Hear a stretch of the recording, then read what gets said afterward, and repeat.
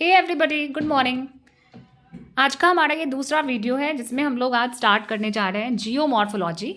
कल का जो वीडियो था उसमें मैंने आप लोगों को समझाया था बीपीएससी में ज्योग्राफी मेंस का जो सिलेबस है उसे काफ़ी डिटेल्स में, जिसमें पहला सेक्शन था फिजिकल ज्योग्राफी और उसका जो फर्स्ट टॉपिक है दैट इज़ जियोमॉर्फोलॉजी, वो हम लोग आज पढ़ेंगे।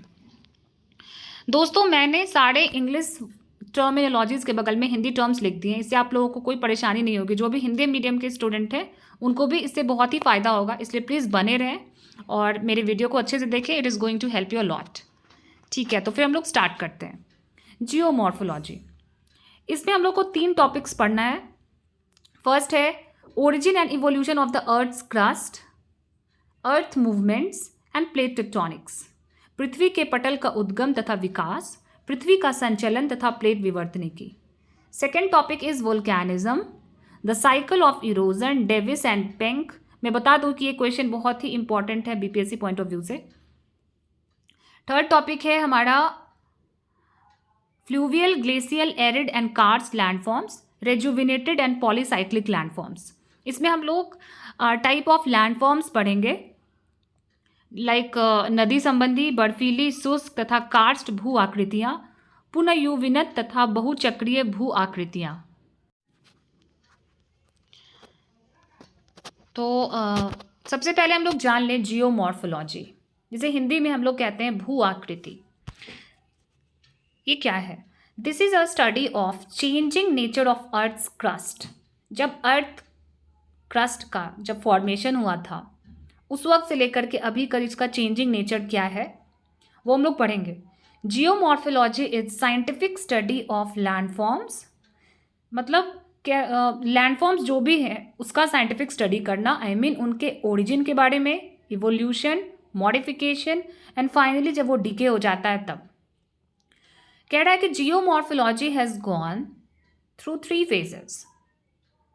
फेज 1 में हम लोग को स्टडी ऑफ लैंडफॉर्म्स, मतलब लैंडफॉर्म्स को स्टडी करेंगे। Phase 2 study of relief and phase 3 is study of slope. ये तीनों टॉपिक हम लोग आगे पढ़ेंगे जियोमॉर्फोलॉजी में। आज का जो हमारा टॉपिक है वो है इंटीरियर ऑफ द अर्थ। अर्थ के इंटीरियर के बारे में जानना बहुत ज़रूरी है। अगर हम लोग इस टॉपिक को आगे करेंगे तो ये हमारे सिलेबस में भी है। इसमें हम लोग introduction, indirect evidence, earth's interior in the light of seismology, seismology कहते हैं भूकंप विज्ञान को, मतलब अर्थ के इंटीरियर के बारे में स्टडी करेंगे with the respect of seismology, then crust, mantle and core. तो आइए हम लोग देखते हैं। मान लेते हैं कि जो पॉइंट है यहाँ पे सेंटर ऑफ द अर्थ है, वहाँ से लेकर के अर्थ क्रस्ट, आई मीन जो ये सरफेस है, ये जो दूरी है, डिस्टेंस है, वो है 6371 किलोमीटर्स।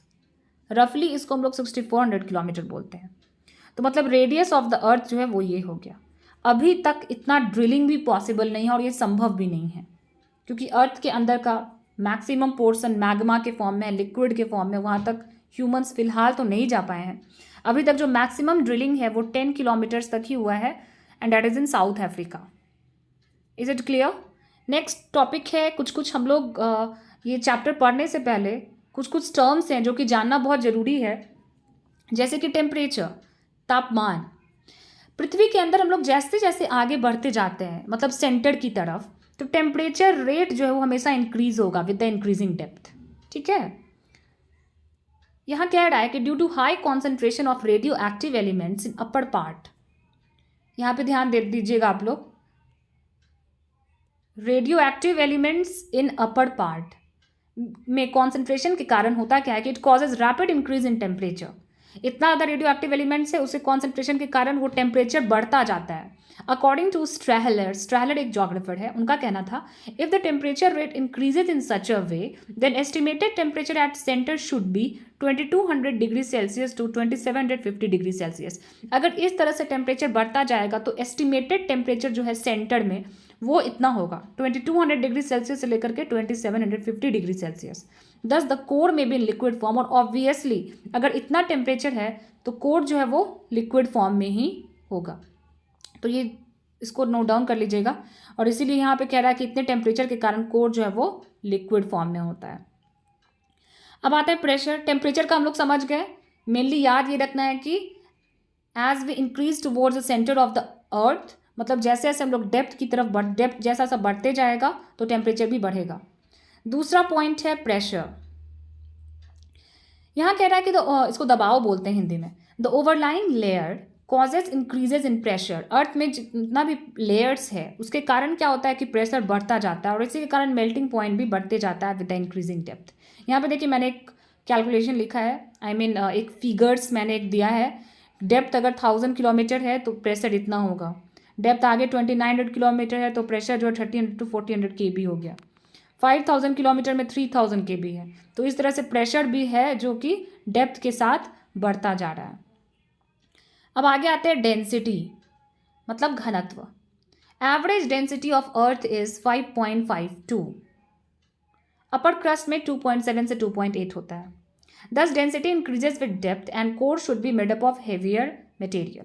तो कहने का ये मतलब है कि डेप्थ बढ़ेगा तो डेंसिटी भी बढ़ेगा, और इससे ये पता चलता है कि अर्थ के सरफेस के पास जो भी मटेरियल है वो ऑब्वियसली क्या होगा, लाइट मटेरियल होगा। और जैसे जैसे हम लोग आगे मतलब डेप्थ नीचे जाते मतलब सेंटर की नज़दीक की ओर जाते हैं तो वो मटेरियल हैवी हो जाएगा। फिर आते हैं वोल्केनिक इरप्शन। ये कुछ कुछ टर्म्स हैं, आप देख लीजिए, आगे यूज़ होगा इसलिए मैं बता दे रही हूँ अभी। वोल्केनिक इरप्शन बोलते हैं ज्वालामुखी विस्फोट। The molten magma when comes out of the earth that is known as volcanic eruption.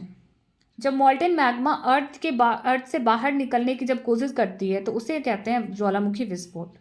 दूसरा हो गया इग्नियस इंट्रूजन, आग्नेय घुसपैठ। If magma enters the rock and solidifies there.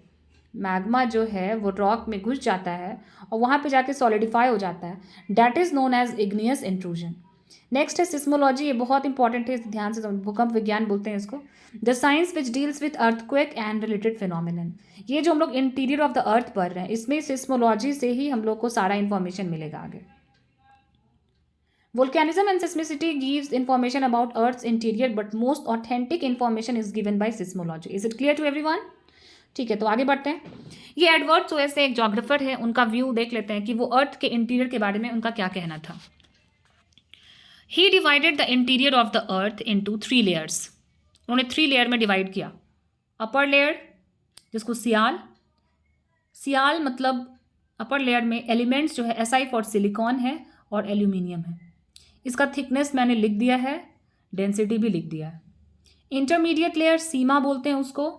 सीमा में वही SI for silica, Me for magnesium, इसका ये thickness है और डेंसिटी उससे थोड़ा ज़्यादा है अपर लेयर से। लोअर लेयर में आते हैं। लोअर लेयर को नीफे बोलते हैं। नीफे मतलब nickel, Ni for nickel, Fe for Ferium मतलब आयरन। ये सेंटर तक होता है और इसका जो डेंसिटी है वो लिटिल बिलो 12, मतलब ये सबसे ज़्यादा डेंस है। अब आते हैं आगे, यहाँ पे देख लीजिए सियाल, सीमा, निफे।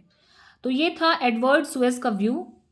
ये एडवर्ड सुएस के बारे में हम लोगों ने पढ़ा, वो उनका क्या कहना था अर्थ के इंटीरियर के बारे में। अब ये व्यू ऑफ होम्स। ये ब्रिटेन के जियोलॉजिस्ट हैं जिन्होंने 2 स्कीम दिया है। फर्स्ट स्कीम, उन्होंने कहा कि अर्थ का 3 लेयर है पहले स्कीम के तहत, एक upper layer, intermediate layer, lower layer. Upper layer का थिकनेस डेंसिटी आप देख लेना, रॉक्स इसमें ग्रैंडियोराइट होता है। इंटरमीडिएट लेयर में एम्फीबेलाइट होता है और लोअर लेयर जो कि सेंटर तक होता है इसका 2 पार्ट है। लोअर लेयर का ही 2 पार्ट है, एक अपर पार्ट एक लोअर पार्ट। अपर पार्ट हमेशा सॉलिड होता है, ठीक है, और लोअर पार्ट जो है वो लिक्विड स्टेट में होता है, इसको मेन याद रखना है। सेकेंड स्कीम उनका ये था कि कुछ नहीं, बस फर्स्ट स्कीम आप लोगों ने पढ़ लिया। उनका ये कहना था सेकेंड स्कीम में कि upper layer, intermediate layer plus upper part of the lower layer, इतना को मिला करके जो पार्ट है उससे हम लोग कहते हैं क्रस्ट। बाकी जो ये लोअर पार्ट आप देख रहे हैं this is known as substratum, ठीक है। ये आप देखो ऊपर का वो 3 जो है upper layer plus intermediate layer plus upper part of the lower layer, इसको कहते हैं हम लोग क्रस्ट, और ये इतना सॉलिड होता है। और ये जो लास्ट वाला आप देख रहे हैं substratum, lower part of the lower layer. Lower layer का जो लोअर पार्ट है वो लिक्विड स्टेट में होता है, उसको हम लोग कहते हैं सबस्ट्रेटम। क्लियर? सॉरी। नेक्स्ट अब देखते हैं earth's interior in the light of seismology. तो वो हम लोग दो ज्योग्राफर का व्यूज़ देखे। अब हम लोग सिस्मोलॉजी के तहत जानेंगे कि अर्थ्स का इंटीरियर कैसा है। फोकस को हिंदी में कहते हैं केंद्र। ये अर्थ्स क्रस्ट का वो पार्ट होता है वेयर एन अर्थक्वेक ओरिजिनेट्स। जैसे कि मान लीजिए कि ये पर्टिकुलर एक पॉइंट है जहाँ से अर्थक्वेक ओरिजिनेट होता है, तो this point is known as focus. बहुत बार आप लोगों ने न्यूज़ में भी सुना होगा कि अर्थक्वेक, मान लीजिए कि नॉर्दर्न रीजन में चाहे नॉर्थ ईस्टर्न रीजन में अर्थक्वेक आता है तो इसका सेंटर जो है, फोकस जो है वो गैंगटॉक में है। तो इसका मतलब क्या हुआ कि वहाँ से अर्थक्वेक ओरिजिनेट हुआ है, तो उसी पर्टिकुलर पॉइंट को हम लोग फोकस बोलते हैं। अब इस पर्टिकुलर पॉइंट से अगर हम लोग सीधा ऊपर जाए, एक लंबा सा लाइन खींच दे अर्थ के सरफेस तक, तो पहला जो भी ये पॉइंट है इसको कहते हैं इपीसेंटर, ऊपरी केंद्र हिंदी में। तो कहने का ये मतलब है कि earthquake waves reach the epicentre first. ये अर्थक्वेक वेव सबसे पहले इपीसेंटर पे पहुंचता है। अब लॉन्ग वेव, एक लॉन्ग वेव होता है, ये एक्टिव होता है सरफेस पे, it doesn't give information about the interior structure of the earth. चूंकि ये ऊपर ही रहता है, एक्टिव रहता है मेनली सरफेस पे, इसीलिए इंटीरियर स्ट्रक्चर के बारे में ये मेनली कोई इंफॉर्मेशन नहीं देता है। अब आते हैं P and S waves. P and S waves it enters the interior, ये अर्थ के अंदर में जाता है और ये हम इससे, इन्हीं दो वेव से हम लोग को काफ़ी सारी इंफॉर्मेशन मिलती है। जैसे कि पी वेव सबसे पहले, इसको प्राइमरी वेव्स बोलते हैं, यानी प्राथमिक तरंग। Its speed velocity decreases in liquid state, ये बहुत इंपॉर्टेंट पॉइंट है। सॉलिड स्टेट में पी वेव्स का वेलोसिटी सबसे ज़्यादा होता है और लिक्विड स्टेट में इसका वेलोसिटी जो है कम होता है। यहाँ पे आप देखिए, सॉलिड स्टेट में इसका वेलोसिटी ज़्यादा है और लिक्विड स्टेट में ये कम हो गया। एस वेव्स आते हैं द्वितीयक तरंग, लाइक लाइट और वाटर वेव। ये वाटर वेव और लाइट वेव की तरह होता है। इसका ये खासियत है कि ये वेव बस सॉलिड स्टेट में ही पास करता है और डिसअपीयर हो जाता है लिक्विड स्टेट में। ये बहुत ही रिमार्केबल पॉइंट है। प्राइमरी वेव और एस वेव्स का डिफरेंस जरूर याद रखिएगा कि प्राइमरी वेव्स जो है जिसका स्पीड सॉलिड स्टेट में ज़्यादा होता है, लिक्विड में कम हो जाता है, और एस वेव्स जो है उसका स्पीड बस सॉलिड में ही दिखेगा आपको, मतलब वो वेव ही डिसअपीयर हो जाता है लिक्विड स्टेट में। If velocity of P and S waves increases with the increase in density of the rocks, if density of rocks changes suddenly, sudden change in velocity and direction of P and S waves has been observed. Due to change in velocity and direction of P and S waves at two places inside the Earth's interior is divided into three distinct layers. इसका क्या मतलब हो रहा है कि देखिए, अब अर्थ के अंदर का डेंसिटी, मान लीजिए अर्थ में कहीं पे सॉलिड पार्ट हो, तो पी वेव्स अगर वहाँ जाएगा तो उसका स्पीड ज़्यादा रहेगा, और फिर मान लीजिए उसके बाद लिक्विड स्टेट है तो उसका वेलोसिटी क्या हो जाएगा, कम हो जाएगा। तो कहने का मतलब कि ये डेंसिटी पर डिपेंड करता है। जहाँ पे रॉक का डेंसिटी ज़्यादा है तो वहाँ पे पी वेव्स का डेंसिटी मतलब स्पीड ज़्यादा होगा, और जहाँ पे आपको लग रहा है कि पी वेव्स मतलब ये जो वेव्स है इसका वेलोसिटी कम हो गया है, तो इससे हम लोग क्या अनुमान लगा सकते हैं कि ऑब्वियसली वहाँ पे जो मटेरियल है उसका डेंसिटी कम है। और इसी आधार पे हम लोग ये बता सकते हैं कि अंदर में कहाँ पे सॉलिड है और कहाँ पे लिक्विड है। In the same way S waves भी देखें तो जहाँ पे भी एस वेव्स दिख रहा है मतलब है कि वो पर्टिकुलर पार्ट जो है अर्थ का वो सॉलिड है, और जहाँ पे ये डिसअपीयर हो गया कहने का मतलब है कि वहाँ पे वो पार्ट है लिक्विड, क्योंकि लिक्विड में ही ये डिसअपीयर हो जाती है। तो इस दो वेव्स जो है काफ़ी हेल्प करेगा हम लोगों को अर्थ के इंटीरियर को समझने में, और इसी के बेसिस पे अर्थ के इंटीरियर को डिवाइड किया गया है थ्री डिस्टिंक्ट लेयर में। पहला है crust, second one is mantle and third one is core. ठीक है, this is crust, mantle, core. अब क्रस्ट, मैंटल और कोर के बारे में हम लोग नेक्स्ट वीडियो में जानेंगे। आज बस इतना ही। आज जो मैंने आप लोगों को पढ़ाया इसे आप लोग प्लीज़ ज़रूर से रिवीजन कर लीजिएगा, और इससे आप लोगों को आगे के वीडियो में रिवीजन करते रहिएगा, इसको पढ़ते रहिए, नोट मेकिंग करते रहिए, और इसी तरह से क्लासेस मिस नहीं कीजिए।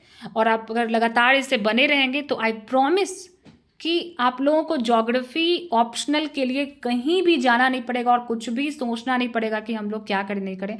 मैं आपका मेंस का बहुत अच्छा प्रिपरेशन हो जाएगा और मैं आप लोगों से प्रॉमिस करती हूँ कि आगे जैसे जैसे हम लोग बढ़ेंगे मैं इंपॉर्टेंट क्वेश्चन कहाँ से आता है विथ आंसर्स आप लोगों को प्रोवाइड करूँगी इन द सेम चैनल। ठीक है दोस्तों, तो इसी के साथ धन्यवाद। My wishes and blessings with you all. Thank you.